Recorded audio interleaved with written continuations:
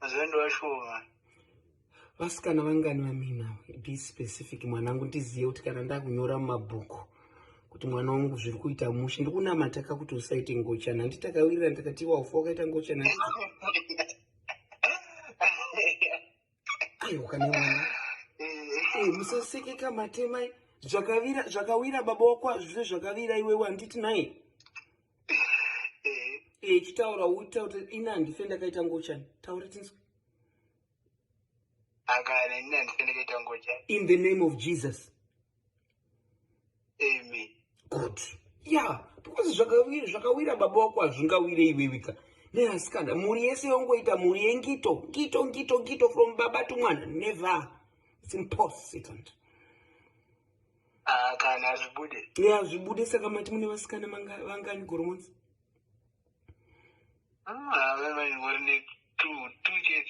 Two it's okay. It's okay. Ndikana mazofunga kuita zvekurara nevasikana, you use protection. Handitika mwanangu? Kana mazofunga kuda kurara nevasikana, hatizive misi nenguva. Tsuri yemubhurugwa inogona kungorira. Katsuri inorira anytime. Asi munhu tsuri here mwanangu, tsuri inorira. Asi kana tsuri hwamanda yarira yemubhurugwa, munhu ivawe nemakondomu handiti? So that tinochengetedza utano ende also tisashaishe vana vevaridzi vapedzawo zvikoro, iwe uchipedzawo chikoro zvakanaka handiti? Asi vasikana vako zvimbuya, wanva waseka kudaro wase zvimbuya. Mwanangu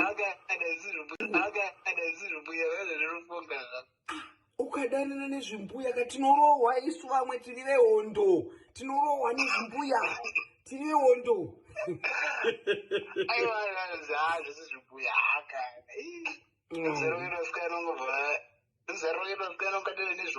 Aiwa zvimbuya zvinozodowa tisvamukei wakuendawo kubasa. Zvimbuya zvine rudo but handikupa advice yekuti naini. Zvimbuya zvitodi. Generation yenyu tingatoiti chiko nayo. Uri kumbotaura namai vako here?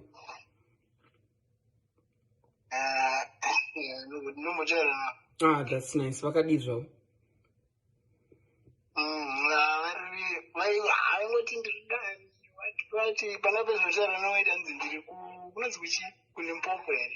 That's nice. Alice akadi?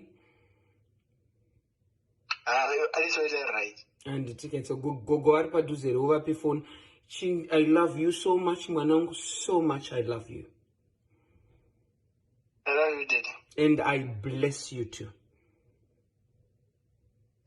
Thank you. Handiti kamatemai. Alright, chipa nimbotaura namai vangu phone.